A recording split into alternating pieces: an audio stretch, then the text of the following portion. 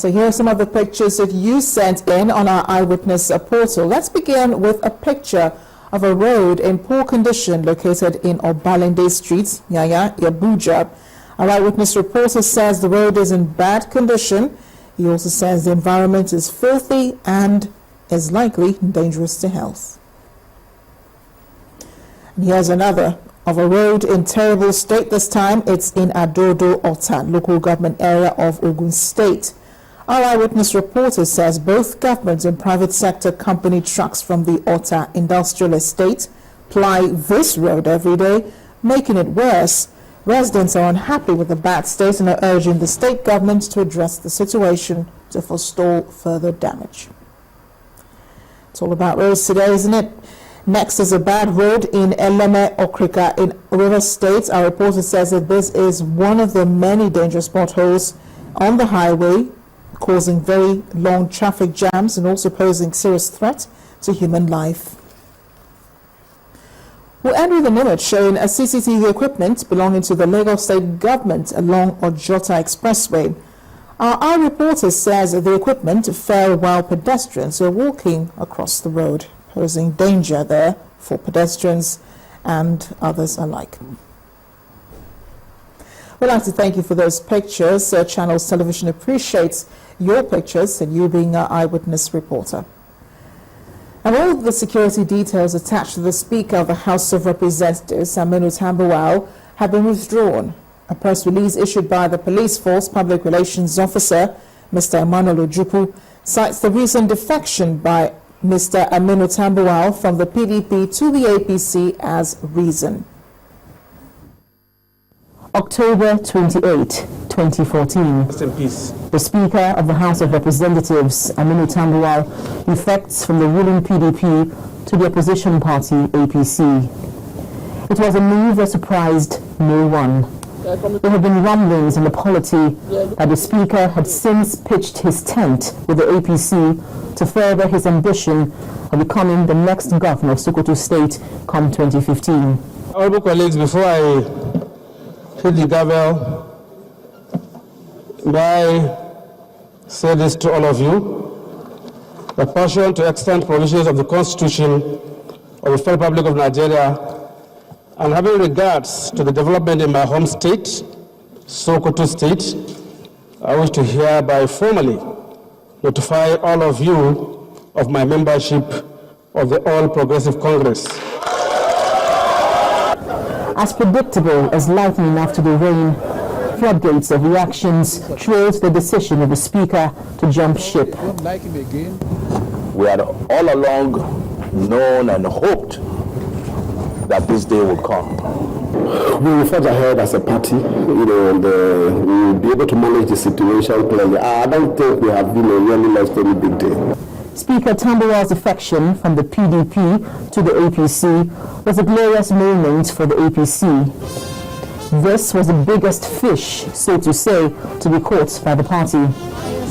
And to truly rob their victory in the face of the ruling PDP, the chairman of the party, Chief John Oyebu, in grand style, presented Speaker Tambuwal to the APC at the party's convention on Wednesday.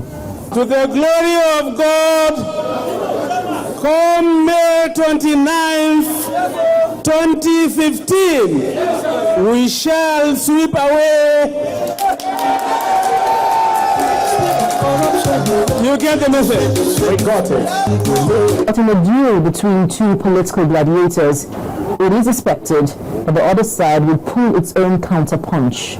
And the counter-punch came barely 24 hours after the Speaker dumped the ruling PDP and joined the opposition APC. The Inspector General of Police ordered the redeployment of its personnel attached to the Speaker of the House of Representatives.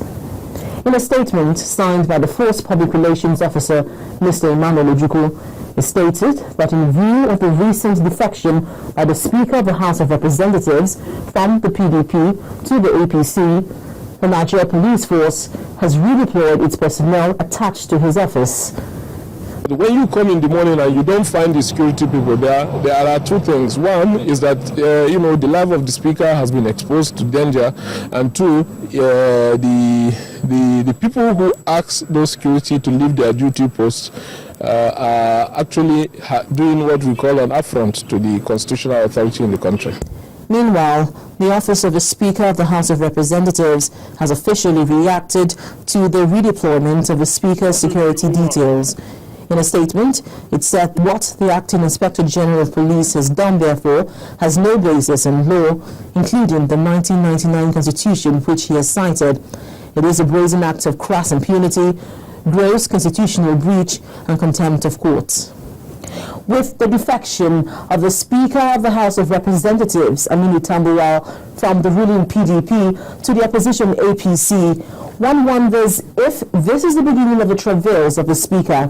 This new development also brings a new dimension to the rivalry between the PDP and the APC in the House of Representatives. Linda Akibi, Channels Television News. Still more on electoral matters. Elder statesman Dr. Maitama has advised the nation's youth to shun thuggery in the forthcoming general elections. Dr. Sule, who made the appeal at a forum in Abuja, said engaging the nation's youth as thugs undermines the essence of democracy. He advised youths in the country to avoid activities that would incite violence and channel their energies into profitable ventures. Series of elections have come and gone, but the effect of violence that emanated from them still linger on. Many Nigerians died, homes and properties have been destroyed. But with barely 3 months to the 2015 general elections, Nigerians are beginning to lend their voices to the need for a free, fair and credible elections. A major success for the emergence of a new leadership, they say, is the need for politicians to desist from using the youth as tools. You must love your nation and refuse to be bought by greedy politicians who want to use you and dump you. Use you, get to the positions they want, and then dump you. In spite of all of these challenges to the conduct of the previous elections, some Nigerians still believe that achieving a free and fair election devoid of post-election violence is possible. I have a dream. I have a dream that Nigeria will one day be truly united. I have a dream that Nigeria will be prosperous. Amen. I have a dream that Nigeria will have a strong economy. Amen. I have a dream that there will be peace and stability in Nigeria.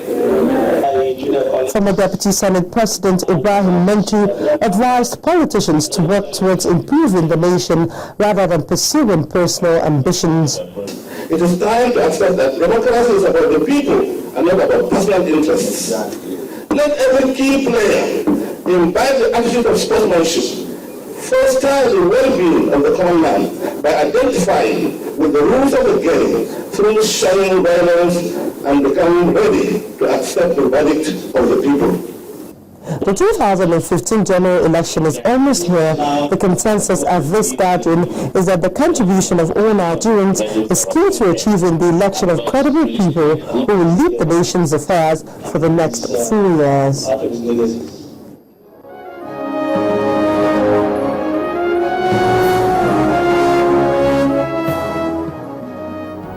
An Abuja High Court has ruled that the police lack the powers to prevent protests against government's handling of the abduction of the Chibok schoolgirls.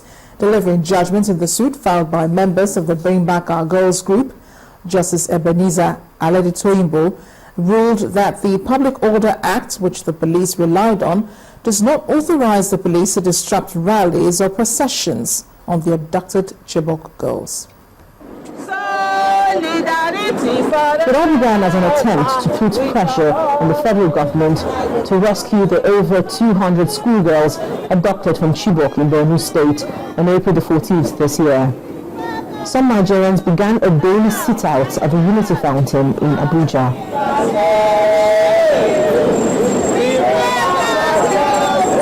Like a sore thumb that has defied medical solution, the sit-out by members of the Bring Back Our Girls campaign soon attracted attention, which led to a former commissioner of police, Joseph Mbu, banning the protest on the 2nd of June 2014.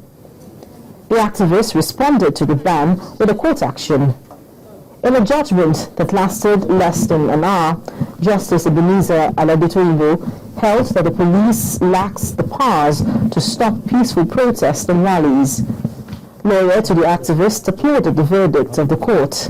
Well, first of all, the court struck out the preliminary objection filed by the police that the court lacks the jurisdiction to entertain the matter.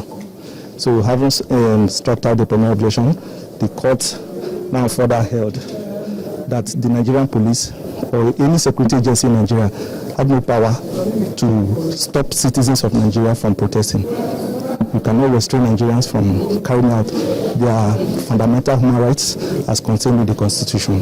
The court reaffirmed the position of the law, especially Section 40 of the Constitution, that Nigerians have the right to protest.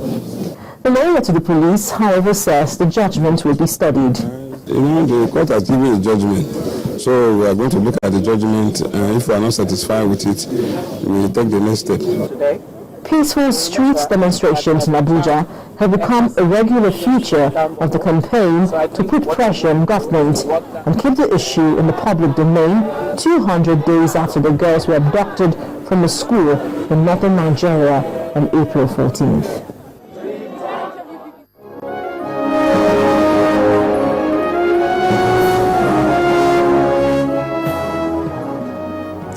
Well, the News at 10 returns. A Lagos State Power Reform Program yields results as an 8.8 megawatt mainland independent power plant comes on stream. It's the fourth in the project since 2010. That's the moment. Please join us again.